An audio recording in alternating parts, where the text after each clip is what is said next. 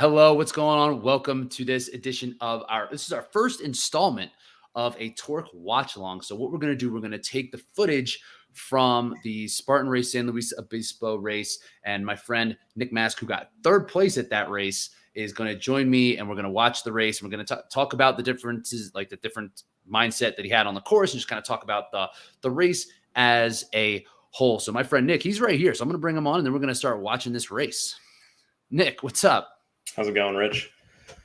Good, man. I'm excited to chat about this.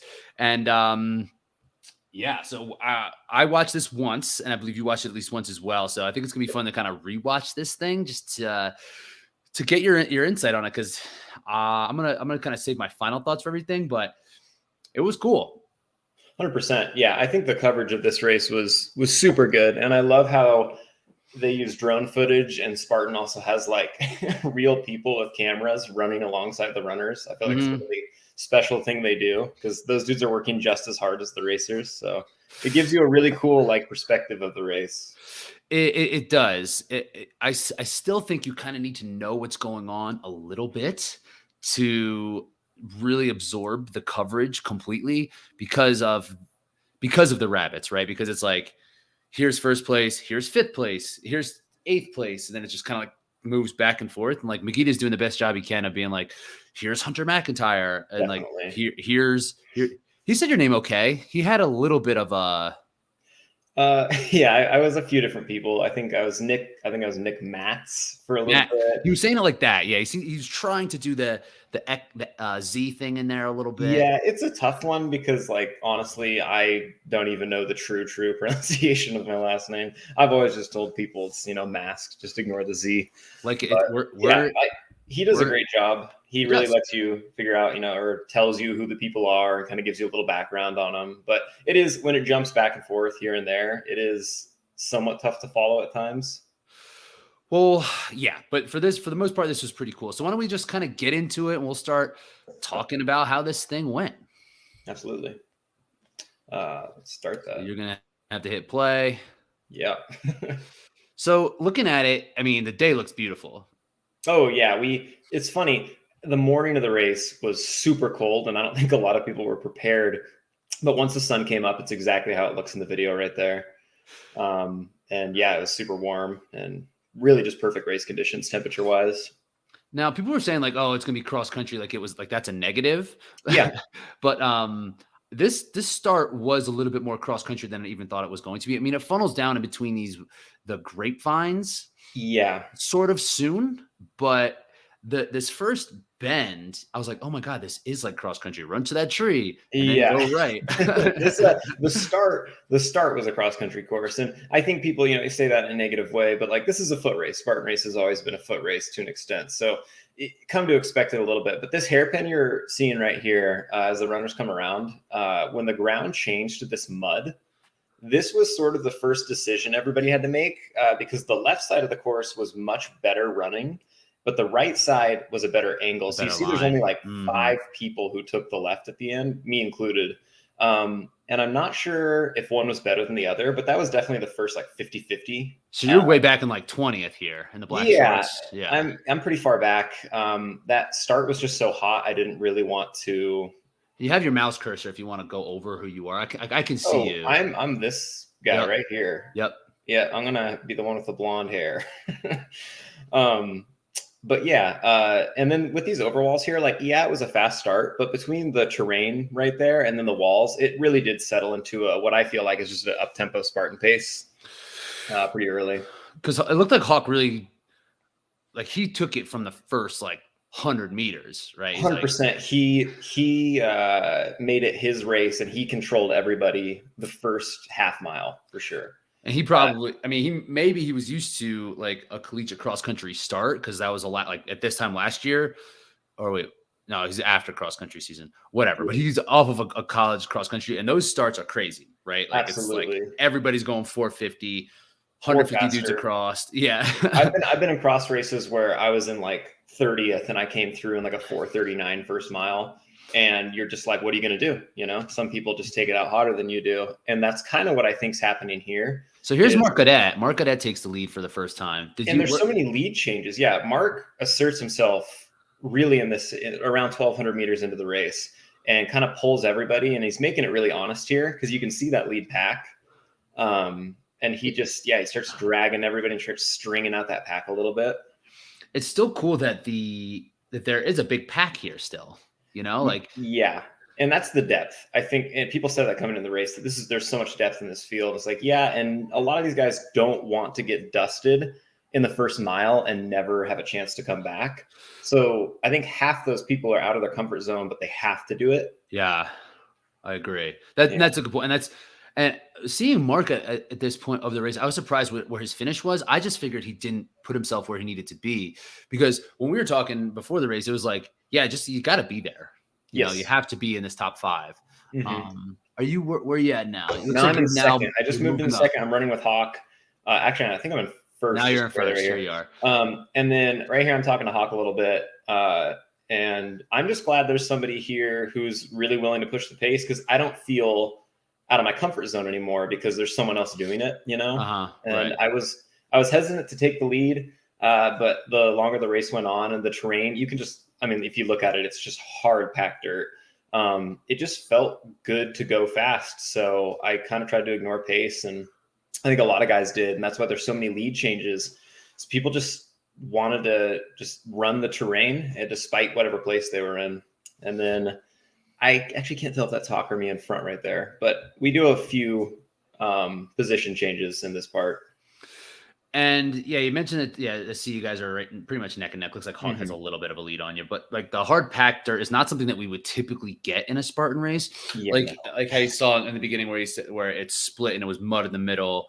They had that choice. Like usually that's the entire course. It's like, here's mud, here's some other mud, here's some dry. But like to have it be groomed like this, like, and this isn't even like rocky. No, this is a dirt road. Like, make no mistake, this is flat. It's hard packed. It's dry, and it feels like running on a road. At this point in the race, it does. The terrain changes later, but like this, if you're a runner and you want to take advantage of anything, this is the part of the course you had to run fast on. Is that what you were thinking at this point? Because you've now put yourself in the lead. It looks like you have almost like what do you think that is? A few seconds, I think. I had a second and a half. It looks bigger. But yeah, at that point, that's all I was thinking was, at this point, I feel good. I woke up in a great mood. I just wanted to do something new.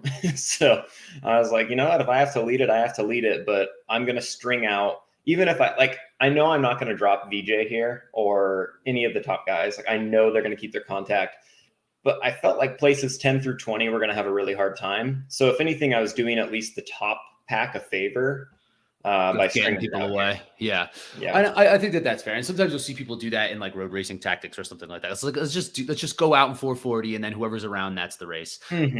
But and a lot of times you're relatively unknown before this race, right? And like even someone like VJ or Batchers, and now that you have blonde hair, like, do you think they knew who you were? They did. I know VJ did because I warmed up with him. Okay. A lot of us warmed up together, and I've raced VJ before, so I think he remembered that we raced in Sacramento. But like all the guys, I think had a faint idea of who I was, some more than others. That you weren't just some, because a lot of times in these races, like new people will come in and they'll be like that person in the Boston Marathon who'll be winning for like 800 meters, and then they finish like in 100th. I really think everybody thought I was going to die in the back half of the race, which is what I wanted everyone to think. I wanted people to say, oh, let that guy go. He doesn't have it. He doesn't have obstacle proficiency. He's not strong. Because the back half of this course is loaded. Like, that's where the obstacles are. There weren't a lot, but they were all in the back half. So that's where these guys in the chase pack really had to set their goals to, was to, catch people late. All right, here you guys. It's a good shot of you coming in. Oh yeah. And then VJ's coming up on you, and are you like, all right, we're at Monkey Bars. VJ Jones is awesome at obstacles, or were you just like, let me get through this obstacle and not worry about it? Because you did end up losing, I think, 3 spots on those. I lost a lot of spots, and I told everybody after, I was like, please tell me they don't put my Monkey Bar in the final race footage. Oh my God, Atkins passed you too. It was a lot of people passed me. I think. What happened? What were you doing? So it was the first obstacle that had like it was the first real obstacle. It wasn't a wall. Right. And I was thinking to myself, I don't want to fail here. I haven't done monkey bars in like a year and a half. And I really thought I was going to get through it quicker. And I noticed I started doing that like back and forth swing. And once I got stuck in it, I wasn't able to find the rhythm of just going bar, bar, bar. Right. And so I went at my own pace. I hit the bell. I was in like 7th or 8th, I think, at that point. And I was like, I'm going to have to run him down. That was a mistake. That was my first big mistake. How's your barbed wire crawl? I think it's pretty good. I was right behind Mark the whole time. They must have cut some footage there. They cut a little bit. There was a little bit more running, and we entered the barbed wire, and it was basically Mark and VJ, and then right behind was me and Chris, or me and Hawk. Yeah, looks like Chris popped up. Yeah. Yeah, but I ate all of the dirt coming off Mark Batris on that one. It's super dusty. They put it right on the fluffed up dust of the road. So I really should have picked a different lane, because my mouth was just caked in dirt after that barbed wire crawl. It's super gross, like on your teeth and stuff. Yep, it was gritty. But no, the crawl was good. We all kind of went at the same pace there. And now you're back in the mix. So like there was some running that you got past Atkins again, and like you must have pulled Hawk with you. Which is super surreal, because passing people that you know to be that caliber feels wrong. Yeah. You feel like you're doing it wrong. There's just something strange about when I made passes on VJ or Ryan Atkins in the course, where I was telling myself, like, you're making a mistake, and you're not, but it's just so foreign to do, when they are at peak running shape. That just doesn't happen very often. So it was super funny feeling to be in the mix at that point.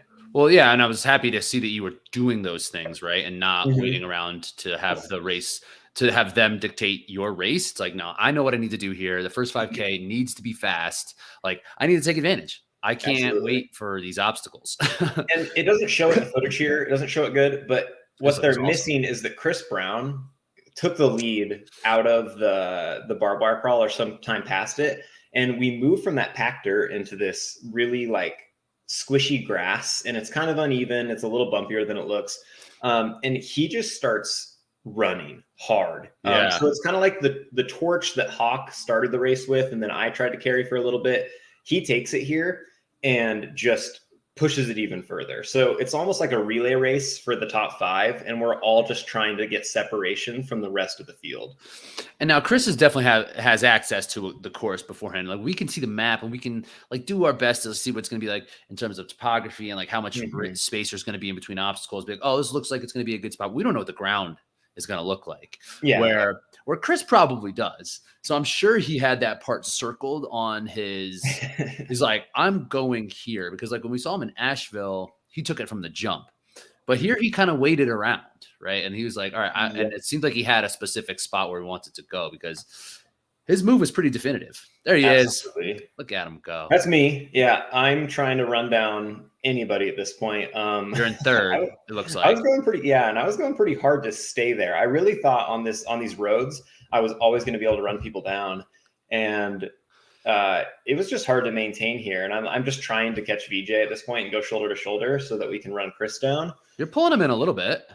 Yeah. It's funny. I almost get to him, and then these hairpin turns, you'll see, really just, if you have the first step, it's pretty good. Yeah. And I mean, that's just like the funny thing with OCR, right? It's like, if this was on the road, like you could probably come up to VJ pretty easily, but like you did a barbed wire crawl and some other stuff. Like, I'm a little more tired than I thought. You're definitely fatigued. And at this point I wasn't too tired. I don't think anybody in the front here was too tired. I think everyone ran pretty smart to what their running capability was. It's not till later that the the redlining begins.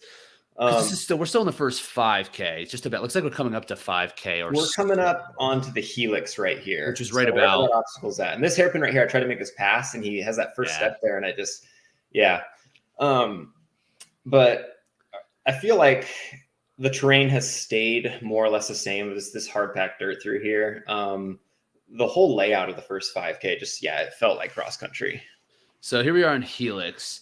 And you have some Helix experience. I mean, you've done it. Is this a problem for you at all? It was until today, or until the race day. And I feel like I got through Helix pretty quick. Yeah, it looks like you got off with everybody else. I mean, like, VJ didn't put too much time. Maybe Mark and Hawk may have caught you as you approached it. Yep. Put the group, but then you didn't lose any spots. So you must be feeling good after that. You're like, okay, cool. Yep. And really at this point, I think the thing that's in everybody's mind is we got to get through, Z-Wall obviously, but there's a tiny gauntlet coming up of Olympus box spear, and that's on everyone's mind. Like, you can't lie and tell me you're not thinking about the spear the whole time running up to it. So that section is what everybody's got their mind on at this point. The running to it is pretty tame. So that was a weird cut too. VJ must have killed the Z-Wall to catch up to Chris. He did. He went through. I waited for the sound of the bell when I got on, and I started counting in my head while I was climbing, and he made up a lot of time on it. And then we all come into the Olympus basically neck and neck here. Did you go knees? I went knees, and I brutalized my knees here. My kneecaps were blue. Are they still hurting? Yeah, they probably still hurt. No, they're good now, but yeah, we all came out of that pretty equal. Looks like you caught up to. Looks like that was actually a pretty good obstacle for you. I think I had a really fast Olympus. Oh, so see, watch what VJ does. Oh, you don't really see it. I see it because I watched him live. Right, he just jumps. He just grabs it. I can do that as well. I'm 6 foot, so if you grab the rope and jump, you can grab the pipe behind it. Yep. But you looks like you had to do the rope and like so your feet. I made the conscious choice to do the rope because I wanted to save my legs. I've jumped in the past and done that, and my calves have cramped. And I'm just thinking about late game here, where like if I do hit this spear and I'm running strong late, I want to have the power to finish the race like fast. They got you right on it. Yep, and that one, yeah, dude, I felt so confident when it left my hand, which doesn't happen often. But quick note on that spear, that spear throw felt really out of place, like where it was in the race, and just like I know a lot of people had some struggles with it. Oh man, that was a huge confidence boost to be done with that part of the race. Feels great. It's like an adrenaline rush. Oh yeah. So Chris must have lost ground on Olympus or something. I can't figure out where he goes. Did he lose it on the? Did you see? Because you kind of lost a little bit of ground just based off the amount, of, like the speed of getting this thing done. You know what I mean? I was a hair slower on box. I was a hair slower on getting to my spear, and I was a hair slower on just all of the little stuff, right? And it cost me about 10 seconds, and you can just see it in the gaps here of the running. It's one thing that I haven't like. It's hard to really because the main focus is hitting a thing. Mm-hmm. So like. Thinking about how much time it takes you to hit is like a different type of mindset where VJ's like, I got to get this done. I can get this done in 7 seconds. You know? And that's where it needs to be. But I think that all comes down to race experience. A lot of these people have done, 10, 20, 30 Spartan races. And I think this is my 8th. So all these guys have probably done 50 plus. So I'm just thinking, hit the spear. Like, I don't even care. In my mind, you got to know that I'm coming into this race thinking top 10 is the best day of my life. So being in 4th, I'm less concerned with catching the podium, and I'm more concerned with staying. Let's maintain. Maintain and be in a good spot late. VJ kills this multi-rig here. And your multi-rig is actually pretty good too. It's decent, but see where he has that transition off the bar? Yeah. That's what I'm missing in mine. I do think I catch Mark and Hawk a little bit on this one. I have a huge swing onto the bar. You do. And clear most of it. But then this little dismount onto the ring cost me a few seconds because I don't hit bell there. It's not bad. If you can swing that way, like you're off and running pretty quick. Yeah, definitely. The multi-rig, I love the multi-rig. Some people are complaining because the day before it had ropes, but I think the ring bar ring was still, enough technical for a multi-rig that it broke up the running. That's what it is for the super distance. Like the Beast has the ropes, the super has the pipe. Now, here's the bucket carry. And the funny thing about this is it's super short. It's a really short bucket carry. But right after it, you're about to hit the only hill. Like you're coming up on this ascent and you can feel it looming that there's going to be this hill after this bucket, like maybe a mile or a half mile after it. So having the carry before the big terrain was interesting.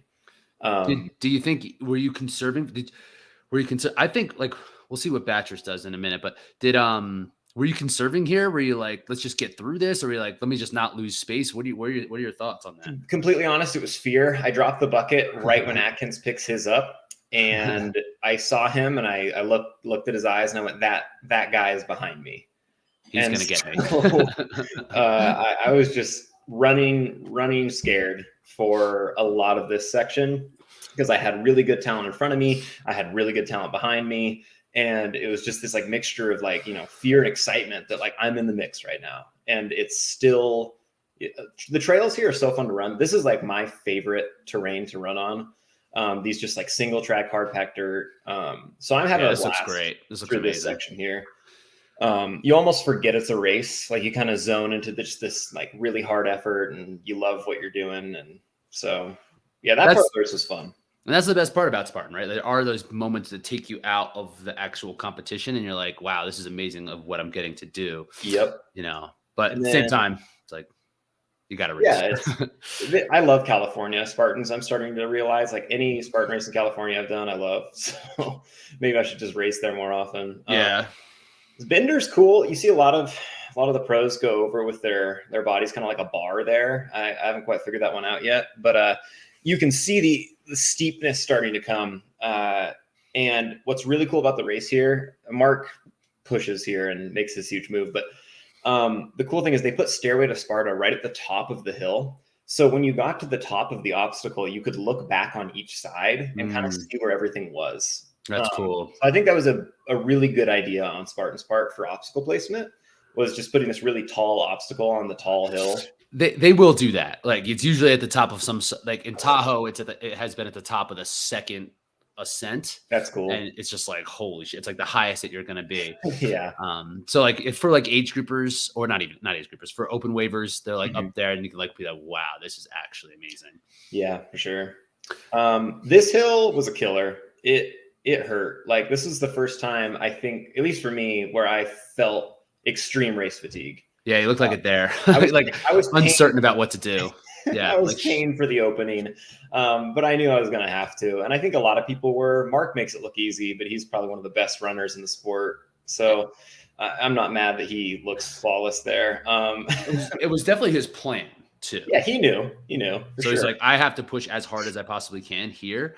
Yeah. And he gets a good gap on. And this is kind of late in the race for someone to put a gap on VJ like that. And he knows that he has to have probably like a 20-second gap with some of these obstacles to not get eaten up, because we're about to enter just like, 400 meter dash obstacle, 400 meter dash obstacle. And so this is the back half. Like we've reached the point in the race here where it's no longer just a foot race. It's a circuit. Yeah. And so, okay, so you're in fourth now. At this point, can you see Chris behind you? Yeah, I saw him. I actually thought he was Ryan Atkins at first because I just saw the hair. But then he said something to me when he was going up it. He said, we got a pretty comfortable lead here. He's like, not a lot of people behind me. And so I felt pretty good that I wasn't getting hunted anymore. And I knew it was just Chris at this point who was going to be able to catch me. So at that point, coming off a Stairway, my plan became, how do I get podium? Like, how can I catch third? How was your descent? It was, I think Strava says it was bad, but I think I did pretty good for how I felt. It was good. I went down it a little conservative. Like I'm still kind of babysitting my knee a little bit. I had a knee injury last spring that's like dull. It's like 95% healed, but I didn't want to like do something terrible there to shave 2 seconds. And I was also super tired and I knew we were going into the rope climb. So yeah, here's me doing the rope. You have a good rope technique. It's super secure. It's like VJ has one, and that's kind of how I do it. The way VJ does with the J hook, where it's like you can get like 2 pulls in. Yep. But the way you descent after it was really solid. My shoes were perfect for it. So I wore road flats. I wore Saucony fast. Did you go with the road flats? I did. I wore fast twitches, and they were super nice on the rope because they're flat, and so it just like slid right down like a firefighter. It was ideal for that obstacle. Trying to think. So we're going through Twister here. I think we already went through Beater. I'm not sure. Yeah, we missed Beater. They had just Battress on Beater. Okay, I was going to mention that was the only obstacle in the race that was actually wet. For whatever reason, the dew from the morning clung to Beater, and no other obstacle. So is this how you normally do a Twister? Is forward like monkey swinging? No, but I was talking to Mark Audette the day before, and he said that he does this thing where you can grab on the inside. So when it turns into your hand instead of away. Mm-hmm. And I had trouble in the past. So I thought, I'm going to give it a go. I'm going to take a risk. And it felt way more natural than going backwards or sideways. I think it's the fastest I've ever got through Twister. You got through really fast. Yeah, definitely. definitely. Yeah. If you can do it that way, and the conditions are dry like this, it makes it a little bit easier, But that looked great. Looks like you got through no problem. Looks like you've been doing it for a while. Well, thanks. This obstacle I think was the worst prepped on the course. The sled drag. There was only like 4 lanes. They weren't parallel to each other. Some of them had such big dirt mounds, it would be impossible to even get the crate over them. Like Batrus got stuck. Yeah, these are all uneven. Like they're all uneven, and Batrus got put on probably. I mean, it wasn't even his fault. Like that would be like if the string on the spear was too short, is what he got stuck with there on the plate drag. It just, some of these obstacles need to kind of be proofread or like looked at a little bit more, because he lost probably like 5-10 seconds on that plate drag. That was the race for first. Yep, and it wasn't even his fault. And I think he was telling me he was redlining here in the bag and he lost a lot of time. Maybe he wouldn't have got it anyway, but at least, don't have the course impact the runner that hard. I agree with that, because I was like, oh, these are all like, these are not the same. This Hawk almost falling down with this thing. Jeez. Yeah, I was going to mention with Hawk, so he's super fast. And I knew from the beginning of the race there was another runner in the race. But I was noticing, because I was just close enough to him that I could see some of his form on these. I could tell the weight of some of these obstacles was starting to get, like, it looked heavier on him. Yeah. And so in this sandbag, I don't want to, but I think I run the whole thing just because I know there's a chance with, like, the final gauntlet of obstacles had a really good mix of like legs, arms. You can see like right here where VJ is going through. Jumping onto this table is a really good way to cramp a lot of times. And so I just knew there was a good mix of like weightlifting left. And so I was like, there's still a chance I can catch this guy because there's not a lot of running left. Right. So you had to maintain contact at sandbags. Yeah, maintain contact, because you never know what's going to happen when there's like 4 or 5 obstacles back to back to back. So it's hard to do, but like I was running as if there was a person in front of me the whole time, but you can't actually see them because there's so many turns and obstacles. You just have to hope. Yeah. Because coming to this final gauntlet, like, it's good to try to race the whole thing, right? Because there's not a ton of failable stuff. Yep. So you might think that it might not be the case that it would matter as much. The other thing is, when you're in this mix, it didn't come into my head in the race, but not the rankings, but like to get certain protein contracts now, you have to be within a certain percentage of the winner. So even if you're not like where you want to be, you have to finish as fast as possible, because those seconds matter when you're trying to be within 95% of VJ. And he's going to go fast at the end. He's going to go through the whole thing really efficiently. So you have to, every second counts, even if you're not in the place you want to be in. You have to think, I'm still trying to beat the winner's time or get as close as possible. So here we are at Hercules. Batrus is through, and then it is just the A-frame after.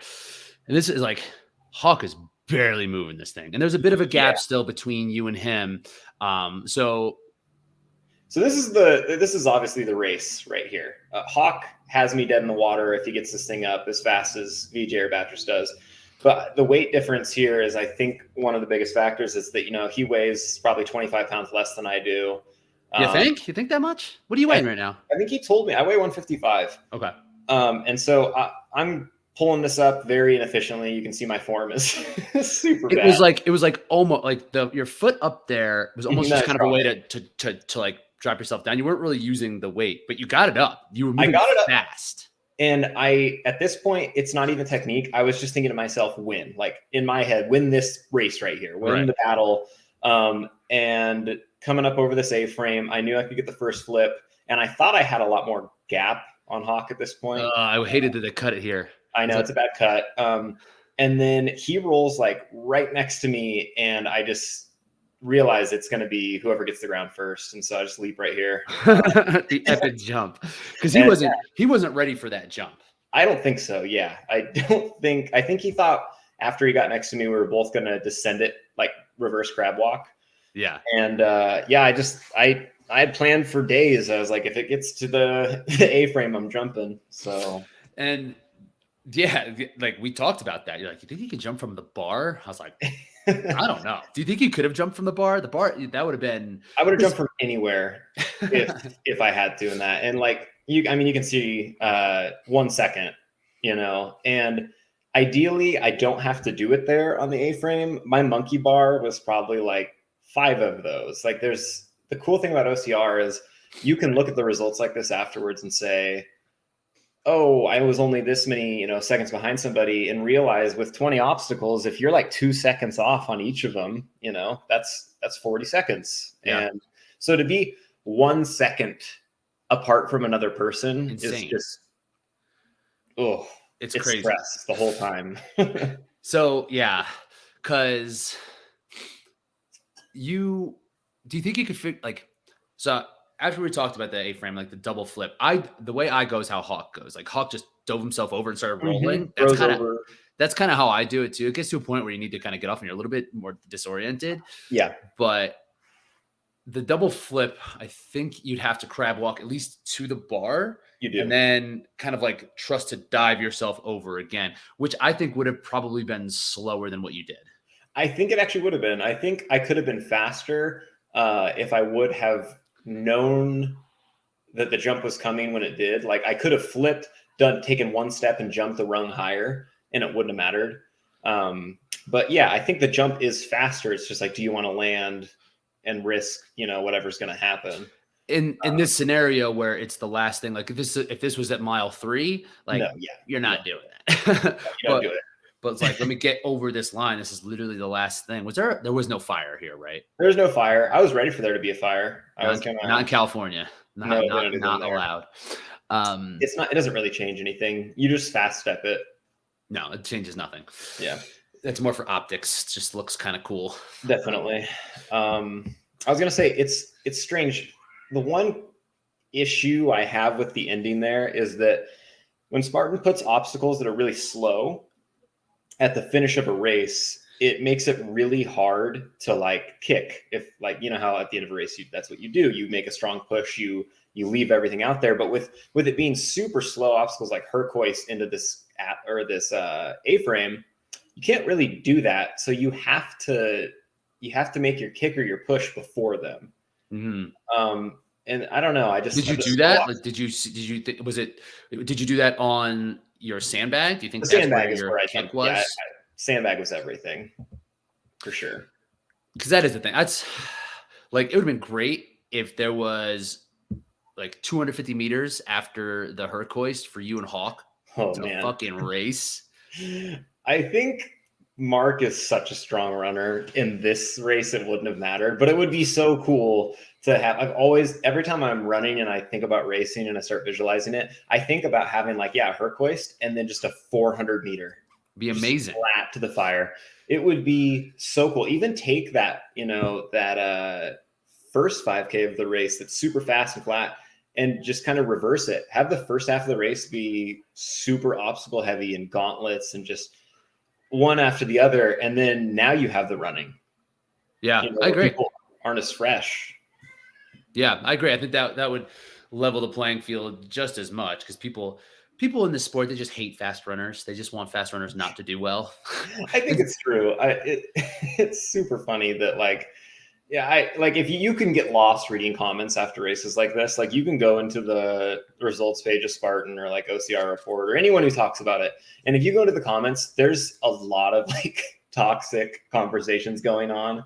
And it's kind of fun to read them and use them as fuel. I read a few of them and I was like, that guy doesn't know me. Were they just saying just because you're a runner? Basically, people saying oh, the only reason these skinny kids can do well is because the course is tailored to them, right? People will be like, oh, all these 5K track runners coming into the race and they're only good because the obstacles are watered down and it was super flat and fast. And it's yes, it is super flat and fast, but that doesn't mean I'm not in the weight room 3 times a week. That doesn't mean I can't lift as much as some of the bigger guys, I still train for the hard stuff. This course suited a different side of my training. And as an OCR athlete, and every guy in the top 20 knows you're a triathlete for running, climbing, lifting, you're doing a lot of stuff. So when people see one side of it and they think oh, this is just all running now, it's no, it's not. It's just, it was a bigger portion of San Luis Obispo. It mattered more that day. And it's going to expose people on the other end. People want the fast runners to be exposed for not being able to do obstacles or carries or something like that. But when it's flipped like, oh, let's see how the obstacle proficient people and the people who are good at heavy carries, what they have to do on fast running. Oh, they can't do it. Like, why isn't it not? Why isn't it on them? Why isn't it on the people who aren't prepared to do? Like, I know people are saying like, oh, it's just some people can't run that fast. Like anybody could have ran. Any of the top guys could have ran the paces we were running. Like, 100%. Yes. It was fast, but like we ran a 5:20 for the first mile. And it's like, I know for a fact that everybody in that top 20 can run a 5:20. Yeah. You know? Like anyone can do it. I understand why people didn't want to, because you have a whole bunch of race left to go. But, you know, like there's going to be races coming up. I guarantee it. Like Big Bear is going to be a lot of mountain running. That's different than flat running. Yeah. You know, Utah is going to be super tough. It's a beast. It's going to have a bunch of hard obstacles in it. So we're going to see, I think the series is going to be pretty diverse. And they just got the fast one out of the way. But I do think people need to realize that like OCR is a mix of running and obstacles. It's not just obstacles. Like a beast is not a deca, you know, they're different. And it shouldn't all be trail running and power hiking and climbing. Like, why is that what it needs to be? Like, is that do a downhill Spartan, you know? Like, it's kind of what Big Bear and Utah are going to be. I guess I've never been to either. I've heard the back half of them are pretty descent heavy. And they're just like crazy descents. At least the courses in the past, well, at least Utah last year was basically the last 6 miles was a descent. It was nuts. That's good to know. But that's like, then we should wrap up how we feel about this course though. Yeah. Same as this, but like what are our final thoughts on this venue? So, I mean, from someone from the outside looking in, I mean, this is a course that I would have loved to have run. This is like the course I've been waiting for myself to do. And like, I was like, this is perfect. Cause I mean, I feel that same way. I would never gripe about coming out of Big Bear and being like, you know, who did well? All the mountain runners. And if this was flat, I would have done better. It's like, that doesn't matter. And I think this is a eye-opening, and it's to help make athletes become a little bit more well-rounded. I said, okay, there's a hole in my game if Batris, Nick, Hawk, Chris are all going to be faster than me. Like, then I need to be as fast as them, or at least get faster than what I am now. You know, definitely. And I mean, I think it's fair. I thought this was the most fun coverage that I've ever seen on Spartan. I have to say I agree, but I might be biased. Like, I feel like a lot of how I view this race will be somewhat, you know, from a biased perspective, because this is the best finish I've ever had. I was in the race, right? And everything went well for me. Like, I'll be the first to say that like luck plays a factor into these races. So sometimes you're really happy about a venue because it just like worked out for you. But I do think it was a super deep field. There was a lot of position changing. The coverage was great. The weather was good. And I think it was exciting. Like, I really think this is what the sport wants to be, despite the distance. Like, if the pack's going to be this tight every single national series, this is going to be a super fun year. And because of the nature of this course and having it, you have the ability to make passes and to like I said, like I think Chris Brown had a spot where he wanted to go. I think Hawk probably had a spot where he wanted to go. So I'm taking it from the start. Like, you had a place where you're like, I need to go in the beginning.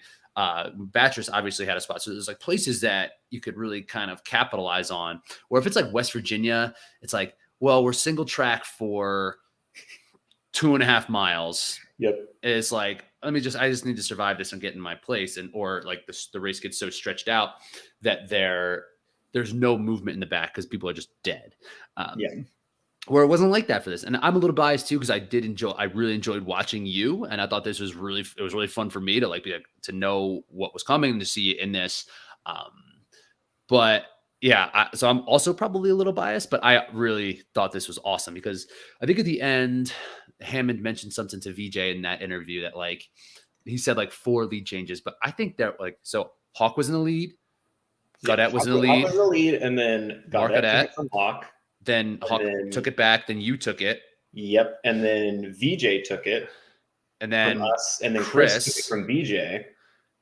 And then at some point we passed Chris in that Olympus box spear, and it's VJ again. And then Mark passes VJ on the hill, and then VJ passes Mark at the plate drag. So there was 6 leaders and 9 lead changes. Yeah, that's awesome. And that's just for first. Then you got to think about the lead changes for there was definitely a battle between 3rd, 4th, 5th. There was a huge group. I mean, look at this results here. 6 through 10 are 34 seconds apart. Yeah. And they were with each other. Like that is probably the highest stress pack of the race. And you can't see it here. And I just like to make a little shout out to Kirk DeWint, who is in this group the entire time and should be in this group the entire time. But like how we were talking about with Mark and his plate drag, Kirk DeWint was unfairly robbed on that spear throw. Like, why? Without a doubt. I don't know if you've seen it or not. Yeah, I've seen it. The footage of what happened to Kirk is literally my argument, my prosecution for why the spear needs change and start. Oh, just in general. It takes him 48 seconds before he can even throw it or something like that. Yeah, it's pretty crazy. He gets to one and it's stuck so hard into the target from someone else that when he finally gets it out, the spear goes underneath the fence, like because of how tight. So then he's got to get it out from under the fence. And then now the twine they use is like headphones from like the early 2000s, like in knots immediately. So he's trying to like untie knots on the back of the spear, get it to like just literally be a straight rope. And then finally realizes it's just too broken. Like this spear just isn't going to work. So he has to go to another spear. Same thing happens. But then he does it again. It goes again. It goes under and it's like, I understand it's a skill obstacle, but like what happened to him was more material than it was like, there's nothing in his race prep he could have done to fix that. Right. And so watching it happen to somebody and then putting myself in his place, like what if that happened to me? And I was in, 4th place and I dropped all the way to wherever he ends up 20th. going. And I just spent 18 weeks training for this race. Yeah. Just to have it. So that's my mini complaining sesh, but like there's more people in the mix here than you see. I think Tyler Veerman was in here too. He also missed it, yeah. There's a Lars Arnson was right in this mix too, and he missed. There's like 8 to 10 people shoulder to shoulder. Yeah. in this fight for the back top 10. So despite the bad things happening there, that just shows you how exciting that must have been to watch. And I hope the coverage shows a little bit more of what's going on back there too. Like I do think it's important to see the winner. But it would be cool to see that fight for like 6 through 10 too. Yeah. And I mean, that's just any race coverage. I mean, it's rare that we'll see, even like if you watch like NCAA cross country or NCAA track and field or any type of cross country, we're probably not going to get much of like 5 through 15 or anything like that. Definitely not. But like I understand that's just kind of race coverage, but it would be cool to see, like, especially for this race, it would have been really like, look, you got Rylan 5 seconds later, Atkins, and then 5 seconds later, Gaudet, like, and then 6 seconds later, Ryan Kent. That's so close. Crazy. Yeah. So overall, I mean, I love the coverage. I thought, and I think the course was cool. So, is there anything that you would have done different? Did you feel like you executed exactly the way you wanted to? There's always mistakes. I'll say that I made way more good decisions than bad, but looking back, I think the biggest thing, like the biggest mistake I probably made, probably happened right after the spear when I let that group separate from me just a little bit. I couldn't quite reel them back in when I needed to. And I think what I should have done is use way more of the tank, even though we were like 1.5 miles out or 2 miles out. I can't remember where it's at. I should have used a lot more, remembering that a lot of these obstacles are a break. Like on the twister, you get to breathe for a little bit. On a lot of these, you get to do a hard interval hit and then take a breath. I would have tried to chase down Hawk after the spear, like immediately just made it my goal to be shoulder to shoulder with him. And then seen if it would have got me a chance to like maybe strike at second, but hindsight, right? Like I ran the race I did. I'm sure in the moment, if you would have told me to do that, I would have been like, hell no. I'm tired. But looking back, you want to have that like competitive mindset of like, how could I have done better? And I think it was making a move that suited my strength on those trails. I should have ran faster. Yeah, that is one of those things that it's easy to think of before or after the race. Like, oh, when things get really hard, I'm going to go even harder. But like, yeah, there's definitely a part where you might know a little bit better in that moment than what you know now. But but that would be something for down the road. It's like, all right, if there's a place where, especially later in the race, right, where it's like, let me just see what I got. Let me just go and remain contact, because everyone's hurting. 100%. No one's feeling good. No. So yeah, maybe making just some risky moves just late in the race to kind of see what you're made of might be worth it. Yeah, well, you did make a risky move. You jumped from 10 feet high and finished then crossed that finish line where you need to be in third place, man. So I mean, awesome finish. Like I said, I told you, I was the one person who picked in the top 5. So not just because you're my friend, not because you're on tour, because I think this was a course, and just with like your personality and your willingness to hurt and to be competitive. Like I'm not surprised by this. Well, I appreciate it. I'm glad you picked me. I'm glad that I didn't ruin your your top 5 pick too bad. I should get more points. I feel like I should get disproportionately more points because of the percentage of people who didn't pick you. I agree. I think the fact there should be like betting odds on it, right? Like, because it was such a wild pick, you should have got more for sure. Exactly. Well, cool, man. This was super fun. We'll see you at Big Bear next. Yeah, that's the plan. Okay. Cool. All right, dude. Well, we'll link to your socials and we'll keep track of how you're doing. Sounds good. It was fun.